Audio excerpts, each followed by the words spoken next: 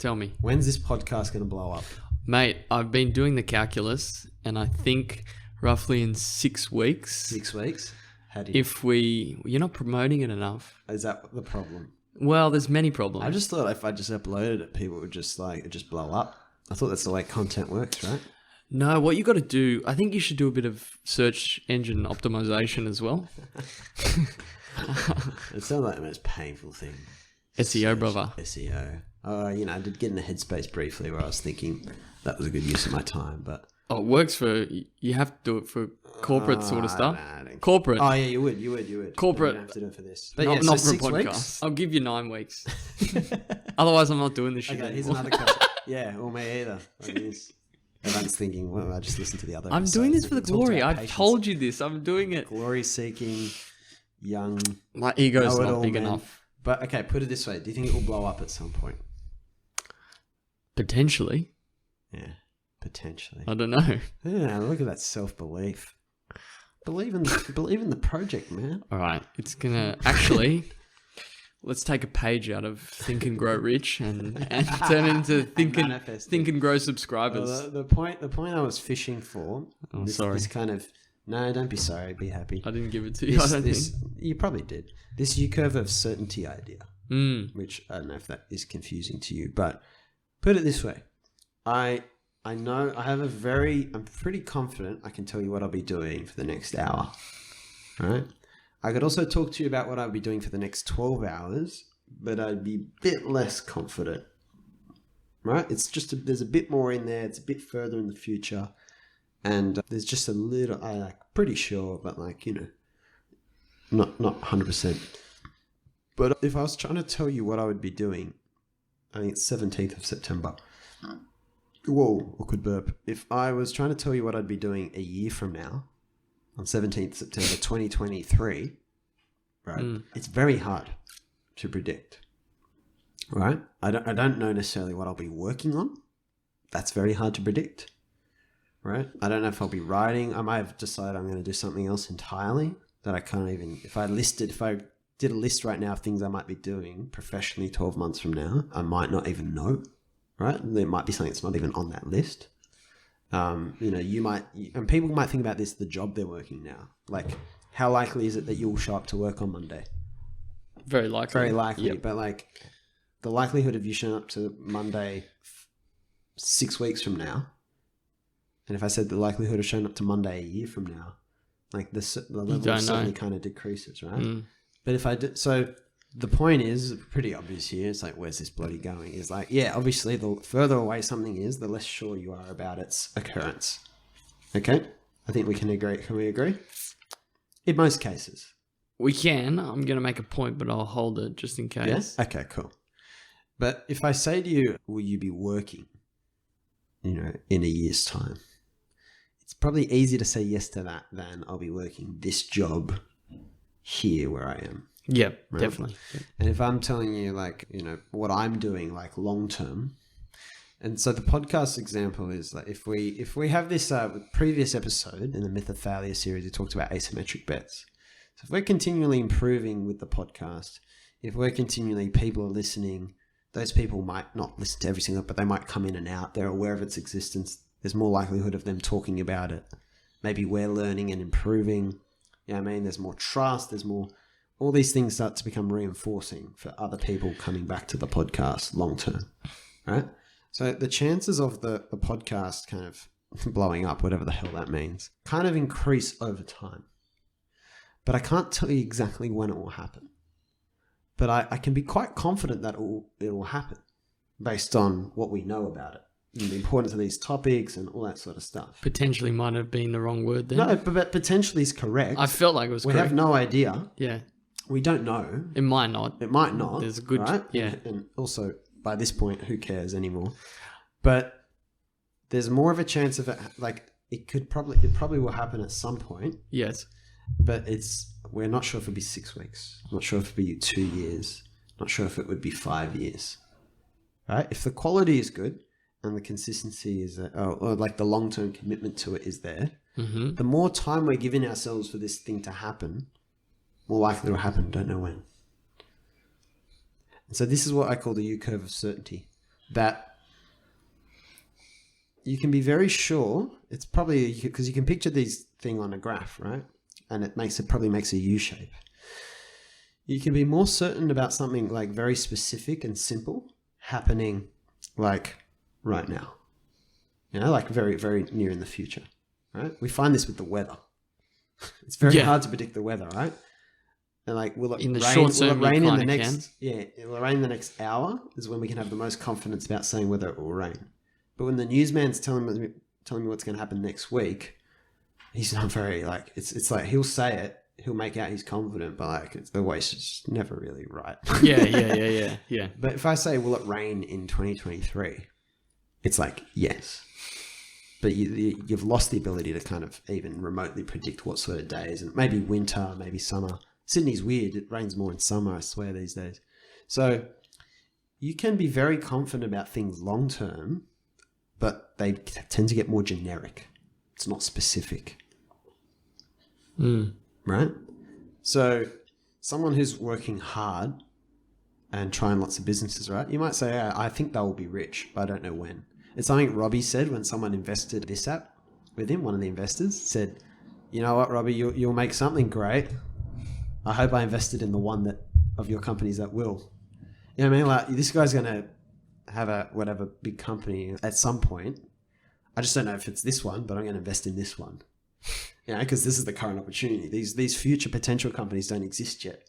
So it's like, I know it will happen, but I don't know when. So how do you then gamify that, right? Well, what it is you, as long as someone, say this Robbie character, continues to be like conscientious person, works well, is good and honest and everything like that, and you just keep investing whatever he does, even if this company doesn't make money. If you find that to be true, and it usually is, because imagine like how much do we learn from a failed company? It'd be amazing education, right? Amazing life experience. Your chances of subsequent business success, disclaimer, hashtag, that's not everything. That's not the everything to live for. Oh. Right? Sorry, Luke. Sorry to burst your bubble. That's the way, that's the confidence probably goes up. Unless there's something about the person, like they're just ignorant. That's different. Like, okay, well, that's what's literally stopping them from working with people well and whatever. Right? I'm not just saying at all costs. So this is the funny thing. Who cares? Because it's this big picture view that if you have a long-term view and you don't get anal about the specifics, right? So say I use my journey, Sydney listings. Like, it's easy to get 20 years. Sydney listings is Australia's #1 real estate agency. And, this is like, I have 500 staff and blah, blah, blah, right? And I'm making this much and I've gone into all these other industries. You want to try and get specific about it. You like, the level of certainty about that is very, very, very, very low.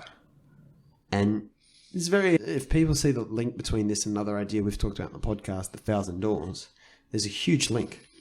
Because you can keep opening doors, you're going to end up somewhere great, but you don't get to know specifically what that might be. Just like I don't know what I might be working on next year. Just like a year ago from now, there's no way I would have predicted what the book I'm writing about. Or, a year ago I wouldn't have known. Yeah, because we just launched 18 Lost 2 days from now is the 1 year anniversary. And then Paul was introduced to me after. So there's no way I thought I'd be doing a book about the workplace. But the confidence I had that I'd be writing was high. Yep. Generic. Right? And that might seem useless information. But it gives you clarity around what you can invest in, I think. And also, the example of the real estate, the 20-year vision, I'm a bit tongue-in-cheek about that example, because what people start to do when they want to be specific and long-term, is they start to work really hard at controlling reality. They work really hard at trying to create their dream because they're hooked on outcome. The nature of that 1,000 doors idea was that the best thing that can really happen to you somewhere long-term in the future is it has to be something that you can't tangibly put your finger on and name. That is a nature of it's almost mathematical to me, that understanding. So if you are able to get your 20-year vision and goal, it's probably actually the worst case scenario. It's like the opposite slingshot. Best case scenario is probably the worst case scenario in a very specific, narrow way. But in a very generic, and that's why I think, we joke about, kumbaya people and stuff. So you're talking about people who can be very like spiritual or feely, and why they speak in such generic terms is because the high level big stuff is so hard to put into words. It's very generic, like helping people find their purpose. This is very flowery. Language becomes very flowery when we're talking about the deeper things in life, because they go away from the place that words can do justice, and the fool tries to verbalize them, like God. Yeah, exactly. It's probably easier to understand God by listening to music than an intellectual explanation, right? So, or a God-like thing for people who might be at a particular journey in their whatever they think about as God, or atheism versus all this, and I don't want to get lost in that point. So that's the beauty and the mystery of this U-curve of certainty. Now, it has radical implications if you agree with it, but I'll pause because I think this might be a bit dense, and you can try and bring me back to reality if I'm getting too Joe here. And like, does that so far kind of make sense? Is the first question. U-curve of certainty, what I've gathered so far, is more about if you keep it general, you have more certainty on a longer time frame, right? But I'm kind of thinking, what is the relevance to failure? So the relevance to failure is like, you remember like asymmetric bets? So it's like, if you decide that for some reason you're passionate, so you want to solve problems, right? You want to solve problems and you love technology, right? So you're probably thinking entrepreneurship, right? The U-curve of certainty, right, is that if you feel sufficiently lit up by that, don't just do one and get disheartened if you don't manage to really find a kind of solution there, right? Because if you have a long-term view, it'll almost, the likelihood that it will all work out with one thing is very high if you're giving yourself like say you got 6 attempts, say, or 20, 25 years of doing it, right? That's the beauty of finding things you love, right? You will persist, like film. So this is like can talk about very creative professions and stuff like that, music and stuff, and you get disheartened by one song not working out. This series about trying to stack the reasons for things you love, not just because like you're trying to be successful at all costs, but for things you love, to support you, give you all these pointers of the same thing, of like, just do them, because the long term will take care of itself. That the more time you're giving it, the more attempts you make, the more shots you take, right? The more likely, like, you can have increasing confidence that it will work out. Like, I'm doing the first fiction book I've ever done now. Like, I think it'll be all right. It might be dog shit to a lot of people, right? But it's learning. And if I keep doing fiction books, I don't need to get attached to doing fiction books. I don't necessarily feel like that's just something I need to zero in on necessarily. But like, do you think like if I do 4 or 5, what are the odds that there'll be all the other benefits of doing it, apart from the joy of doing it? What do you think the chances are of all these other joy, from it? And all the other kind of, like, maybe I can make money, sell more books, all that sort of thing. So it's like, it's with a long-term view, the chances are way higher. But I don't know which book. I don't know which book might be, a bit of more of a commercial breakthrough, let's say. I don't get that. I don't get to know. And if I try to control it, I probably do worse writing. But I can trust that these long-term odds to work in my favor for all the other stuff. Yeah, I think... So this is where the application for me comes in. And if there's another part that go there before I would just add a point, and also I'll let you get into part 2 in a moment. That's all right. Yeah. The being specific also takes you away from just the audience of none aspect, I feel. Yeah. Like, for example, if you're trying to set something. Yeah, if you a better word than specific is probably narrow, I think, as well. Narrow, yeah. If you're trying to be too narrow and like trying to write every line of it. Yeah. Yeah, I agree. Yeah. It takes away the joy. What we talk about in this podcast is the journey of us trying to figure out how to live, how to enable beautiful things in the future without living for the future, but living now. Right? And it's like, it's the too good to be true scenario. And the reason it's possible is just by suspending attachment to glory, really. and stupid things for their own sake. The part 2 of this is also the how you do things and process. So what you'll find, like, okay, here's this. Luke, how do you go about educating yourself about investing? Right? Who do you learn it from? Right? This is like that have already done it. Yeah, but in terms of like, there's no investing degrees, right? No, you do it. You just right. It's this funny thing to learn. Yeah. Right. And do you have a suspicion of why that is?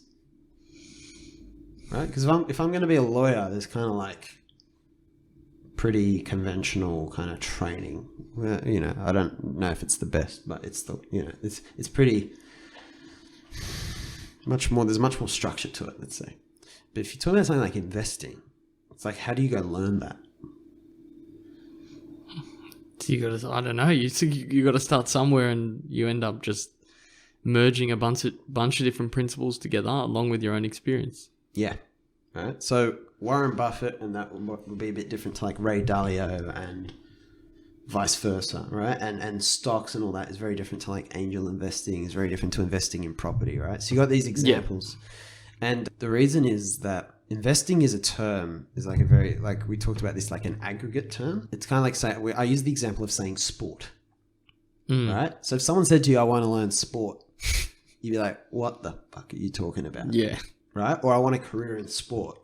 It's like, that's great, but like, wouldn't you have more clarity around what within sport would you be doing? Sport's just this really kind of umbrella term for a very wide range of things that have one thing in common, is that they tend to be turned into games, and they tend to be physically performed things, right? The other links between them are kind of like very tenuous. And so investing is often, people look at it as this one thing. So the aspirations around it are always very different. What people are seeking when they come to like understand investing is very different to what the people who really practice it ends up being their experience. And so they don't tend to prescribe much. They don't tend to train, you know, because there's all these different, it's really about getting like an insight into something specific. Investing more refers to like the action you have to a specific knowledge. So for example, if you understand telco companies really well, you might become an investor in telco startups. Right? I don't know why, but let's just use that example. Because you worked in them and you understood them and blah, blah. Now, sure. Some people, obviously, there's stockbrokers and all that, but they're doing something like very, very different. You know what I mean? And so what they really still have to do is understand why a particular company is undervalued. For example, Peter Lynch will, in his book One Up on Wall Street, talks a lot about how the analysts, there's so many of them, and they most of the time have no clue what they're talking about because they're looking from the outside, and they don't have an understanding of. They don't have an inside understanding of something. His whole point was find at the shopping center. Find at the shopping center. What do you want to buy? What do you know? Yeah. What, like those sorts of things. Yeah. And Warren Buffett and Charlie Munger seem to focus a lot on what's the management like. Yeah. What are they like ethically? Yeah, exactly. So it's very different emphasis. It's not. So it's not uniform, right? Yeah. And so we have aspirational things. Like the reason why investing is such an interesting example is very aspirational.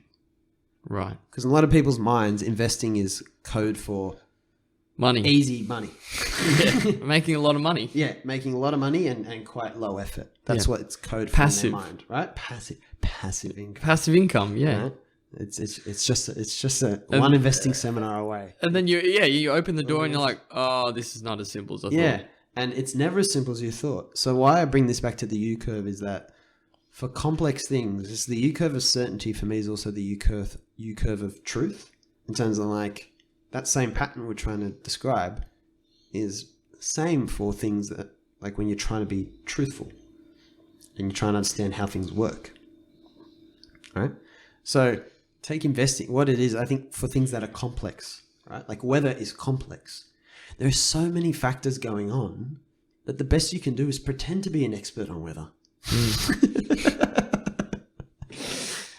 Ultimately to yourself. Like it's just so complex. There's so many factors going on, like upbringing, right? Children. You can't shift a child to be a certain way. The more you try to control a child, the more it just becomes the opposite of what you're trying to turn that child into. You just have to let it and model it. Humans are complex systems, right? There's no like, this is how you understand humans. Here's the book on it. Because someone would have written a book on it, right? People try. All you do is Robert Greene will talk about like, yeah, it's so complex. Here are some of the things that are going on. Yeah.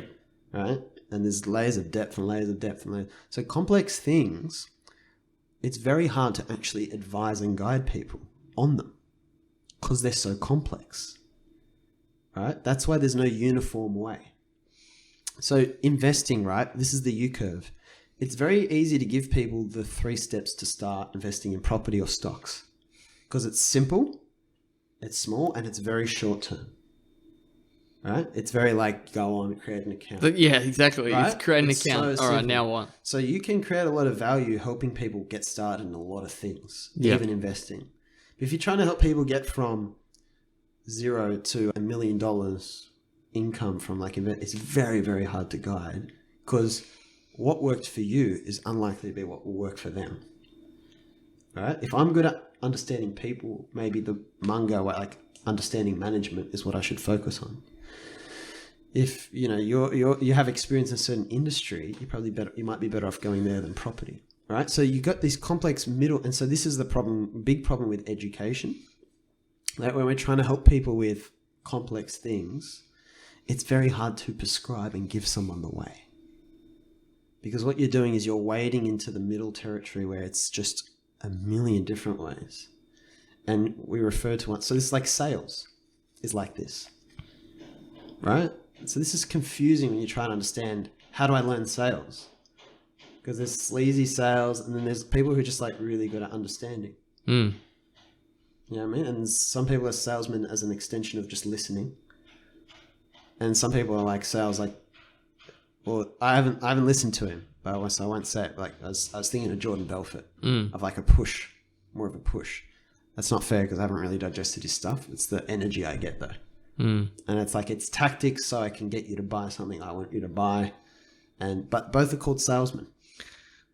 Yeah. Entrepreneurship is like this too. You got some people like, oh, we need to create this because there's this problem. Other people are like, how do I become like Mark Zuckerberg?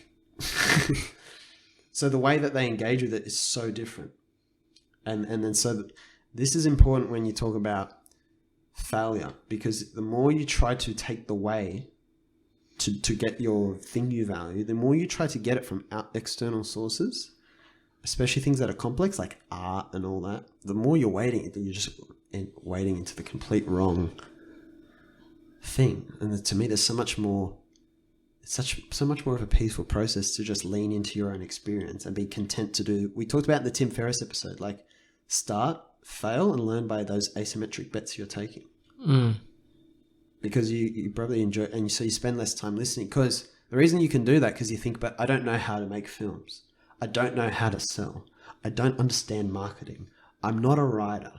I am afraid of podcasting, don't know if it'll work out. You can put anything in there in that sentence, all right? Like you feel like you don't know, you're not ready, you need someone to teach you. And go by all means and be taught by good people. But with the U-curve and the asymmetric bets and that stuff, if that works for you, that is a way of doing it. And it's kind of this never expecting or demanding when things will work out. And not putting the burden on your lifestyle, and it's not make use of education, but a lot of education is disguised as education, and it's not really going to help because of this kind of thing. If something is complex, meaning that there's just so much going on that you can't actually unpack it and dissect it, right? right? I had this. Do you know excuse what I me. mean? I had this experience in, I think, the third episode of the podcast we did. Yeah. We were talking to a physio. Yeah. And we've written down some questions, and we've said to Mr. Patrick McNamara, who's a good physio, saying, how do you not get injured, or something like that? And he's like, like, you could tell he's very polite and stuff like that, but the question's just ridiculous. Yeah. It's like, where do we start? Yeah. Someone that has really in-depth knowledge about something also understands that they still don't know a lot about it because it's so complex. Same with the interview we did with the dietitian. With the nutritionist. It's like, there's so many, everyone is incredibly different. Yeah. And then within that layer, like, there's so many different, it's very difficult to... It's crazy, isn't it? Yeah. So it's interesting. It's very interesting. So it's just like, my biggest, how do I even use this, right? Like, I just look at something like writing and all that, and it's easy to... I was just, telling you, I was catching up with a friend this morning who's, he's our age. So I turned 28 in 2 weeks, and you're already 28, and we have a lot of friends who are getting married. We have friends, Luke owns a property. Exposed. Conventional. We're going to have to cut that out. And Luke has a mortgage. The bank owns my property. He's just falling into the bubble.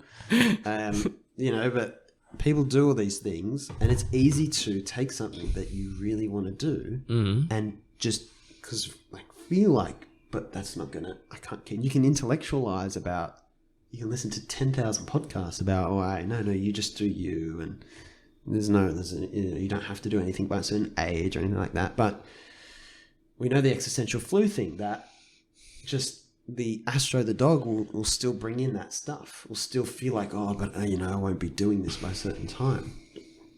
But to me, it's these ways of thinking help me be authentic. Because I know that if, say it's writing, say it's I don't know, maybe Conscious Student, maybe it's the podcast, or whatever, all these beautiful outlets, and what I think really matters, and not sitting with the challenge of not trying to delay what's important and create excuses for what's important. It's very easy. It's very easy to kind of pull the wool over your eyes. A way of living that is not reckless by anyone's definition, but it still enables me to be comfortable while on that journey doing those things, and to hopefully enjoy them while I do them. Because you just get this faith. Yeah, this is a good way. You just get this faith. I mean, it's not sitting there thinking, no, Joe, it's all right. Remember, U-curve of certainty. Like, one book will have commercial breakthrough. I just don't know which one it'll be. We go through, we talk about this, and then you just absorb it. And the real learning of this sort of stuff is it's just part of you. It's not something you have to remind yourself. You kind of soak it in, these principles. And then when you're helping others, when you're opening doors for others, you can then maybe, if this is a way of explaining something that makes sense, that can help them make sense of something. Because there's a lot of excuses around, I won't do a podcast, or I won't go for that job because it won't work. But when you change the relationship, when you reframe the relationship with failure, that opens up the ability to take multiple shots. You talked this week about the intimidation of talking to really senior people in your company and the astro that's going on there. But now you feel you're doing it more often, I think, assuming, and you feel more comfortable with it. Yeah, 100%. Yeah. This scary thing, which is so relatable, right? I have that. Most people, like someone in my industry further ahead. So everyone has it. The child within you, the astro, is like scared of rejection, scared of not love, scared of feeling unworthy. And it's trying to protect you from confronting that reality. But, but you become, once familiarity comes, that won't fear you. And then you're left with all these possibilities. And all we're trying to do in the last couple of episodes, anti-fragility, asymmetric bets, U-curve, is to try to outline the view of the possibilities of the real reality. Because this is the reality. And this is it can be very distracting when you're trying to educate yourself on how to do X. And really, most of these things we talk about, especially things that are creative, are complex. We will never understand them we'll never understand them the way we understand the ingredients in coffee, right? It's not just all these different parts we put together. It is complex. So you go away from trying to control the ingredients like you did with podcasting. You and Dom, you kind of went away from, you have the questions, but you kind of tend to just go beyond the questions in your head, right? That's what we're talking about here. It's like, that's the MVL. That's the safeguarding. I think it's not the totally callous approach. Yeah. But it's I do this work so that I have this, it's like the insurance, that's the insurance. Let reality be your insurance policy.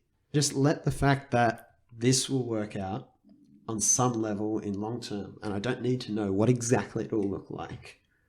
And that's the gift. That's the key point. Not the scary part. That it is.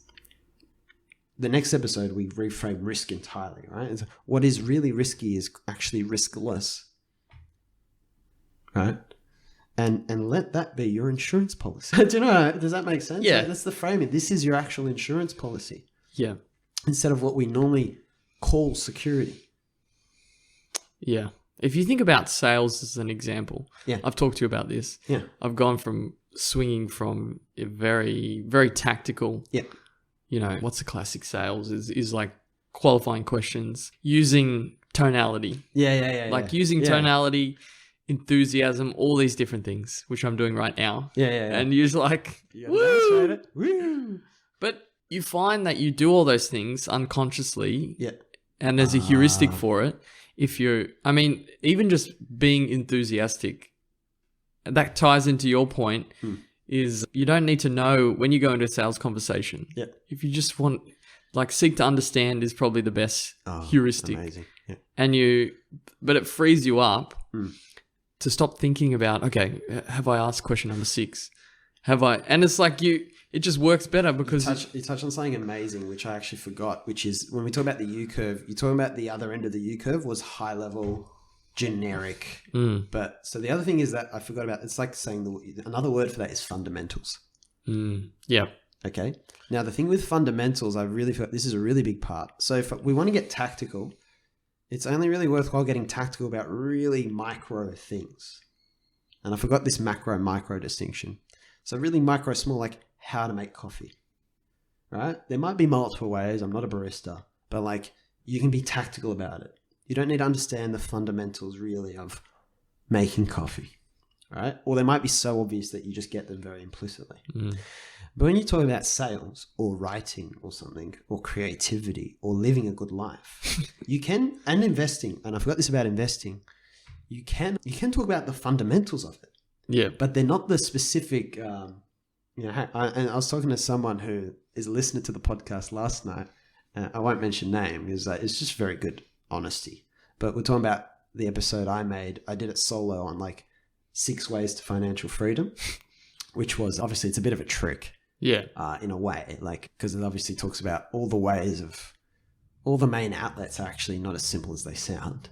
And probably the best thing to do is find something you love, because then it might be investing in property or it might be music, but that has investing opportunities if you're proficient in it. And it's yep, that's true because that's a fundamental, right? But it's not as sexy. It's not as how am I going to get the reward in a year? How am I going to feel like I'm making gradual progress towards, the fundamentals don't give that. It's like reading Seth Godin talk about marketing is a good example. I remember someone saying to me once, yeah, Seth Godin is he's one of the most famous people for marketing in the modern era. And you go, yeah, I love Seth Godin. Yeah, he's good, but it doesn't tell you exactly what to do. Because he only talks about fundamentals. And when your mind's in linear mode, fundamentals are generic. They're the end of the U curve. Yep. They're the answers, but you have to figure out how to apply the fundamentals. Yeah. You don't get the full train ticket.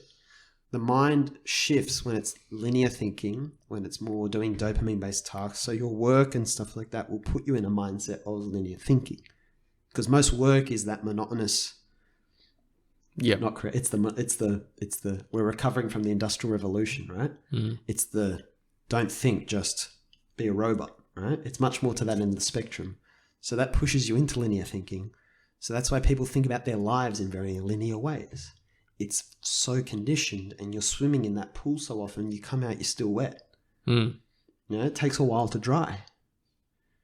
And so you start to, if you're going to do something on the side to quit my job or whatever, you start looking at things very block, oversimplified categories like 9 to 5 and entrepreneurship equals freedom. You start to do all that. And then what you do is you're looking for tactics and answers. When every job is completely different. Yeah. Exactly. And so this is the thing, but fundamentals are the other end of the U-curve. They're generic, right? Like investing. The most generic but true and wise thing to say about investing is find value where others can't see it. Right? It's like saying live a meaningful life. It's so true. It's such an important, powerful statement, but it's so generic that it doesn't mean anything. You know what I mean? But it also means everything. So the real way to send the message, live a meaningful life, is not to write it on Twitter, but it's to write a whole book about something that seems about entirely something else. And then the last line is, live a meaningful life. And that's when that line says so much. When you've gone through the whole you, and picture you like a dip. So this pattern is something rifled throughout nature. And it's so important you put that up because I completely neglected that. But those fundamentals, the fundamentals are everything. And when you're in a present mood, when you're satisfied with your present life, you can appreciate fundamentals that you can build up from those foundations. But the truth of things is you're only given the foundations because the joy is building it. The other people who just want to see the building and just want the cheap materials and want you to give them the cheap materials to do it will just have that and then they won't be satisfied because it's that journey of, I built this. That's the tacit, that's the human experience. So it's such a sin when we're put in places that take us away from appreciating non-linearity in our life and in the universe. On a spiritual level, on a career level, on a creativity level. So this is why this idea for me is pointing to something very profound in nature. Very profound. And I remember Liam, I'm going to throw Liam under the bus here, because Liam worked with Constance Student.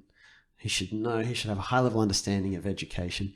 But I remember he did this speaking course and he's like talking about this tactic around, varying your voice.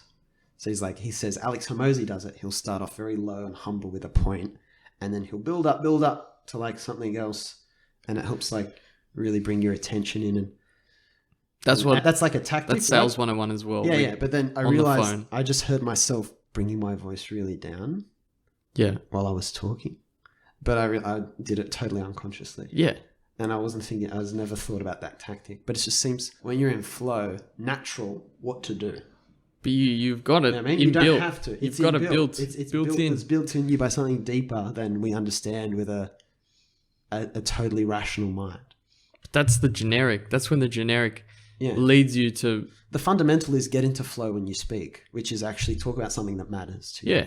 If I was talking to you about carbonated water, I would have to like try to bounce tactics in there because I don't care enough about that.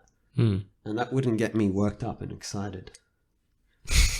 But once you find things you care about, tactics are just such an afterthought. You tend to just do them without knowing exactly what they are. That's the powerful thing. So courses and all that, usually my impression is so many ways we have of teaching people and online courses and all that tend to be like a bundle of tactics. And a lot of books are a bundle of tactics. And when you read it, or when you do it, it's great because dopamine's just firing in your brain from like, this will get me to the linear outcome. This will get me to linear outcome. This will get me to linear. So the payoff actually happens while you're doing it.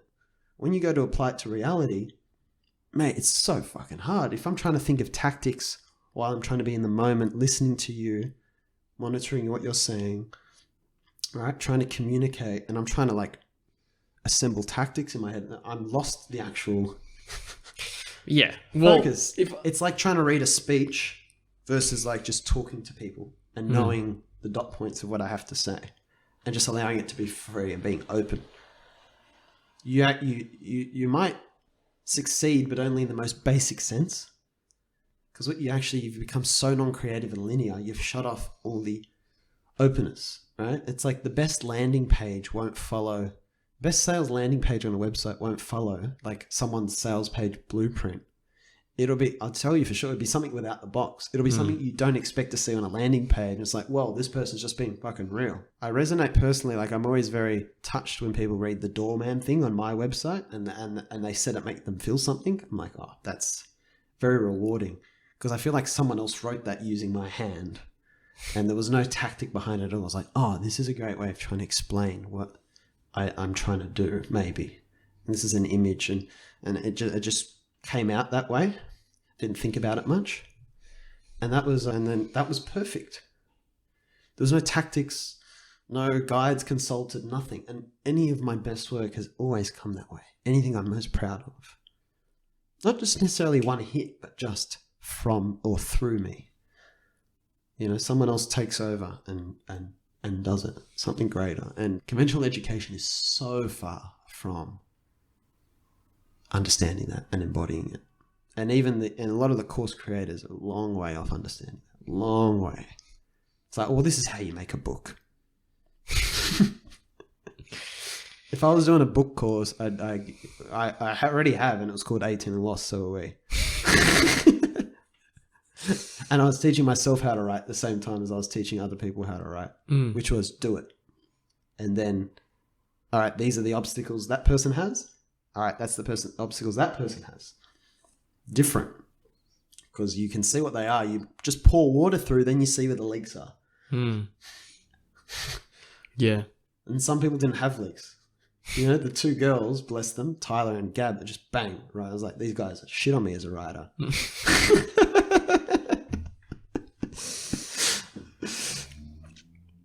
I just saved you tens of thousands of dollars in courses, guys. But this is the reality. You mean you could just start writing? You could just do it. Too simple. Nah. I don't like it. I need the safety net. So that's the U-curve. That was the most important part of it in memory, but you jogged that, so thank you. That's why he's here.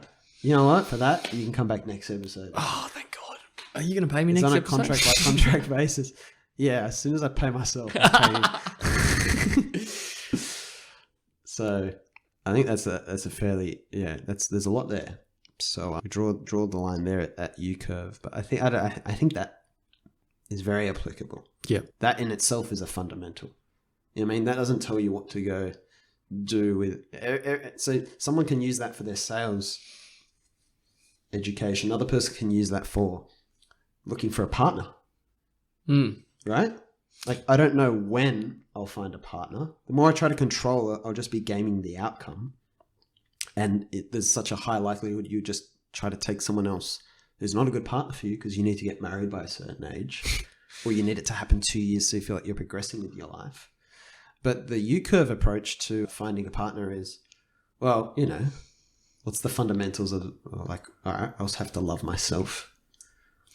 That makes me attractive to other people. You know, the more comfortable I am in myself, the more I will, be present and understanding of someone. So even if I get in a relationship, it can be more chances of being a healthy relationship. You know, if I keep doing things I'm interested in and going places and meeting people who share my interests, the math is that I'll meet someone there. I don't know who it'll be. I don't know what they'll look like. See, I don't have the specifics. Do you know what I mean? I don't have the cardboard. I'm not walking around. I'm going to this seminar next week with a cardboard cutout of like, hey, I'm looking for this kind of person here. So this is my ideal wife. I manifested it. Where is she? But you know that you will find that person.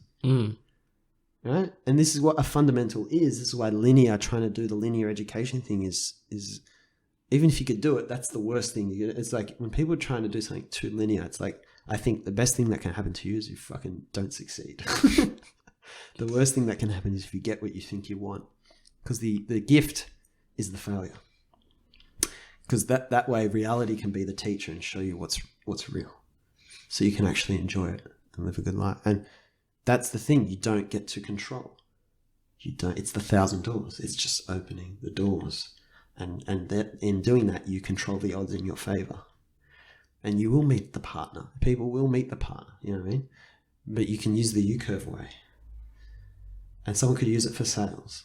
And someone could use it for any career. But a fundamental is like, but how does the same thing that works for sales work in marketing and work in, dating and work in like painting And so that's what a fundamental is. It's hard to trace. It's not uniform. Mm. You know, and that's why people often discard them. So the more people discard them, the more valuable they are. Because you deeply understand. People should pay for this. We'll see you next episode. I think the next idea was my favorite.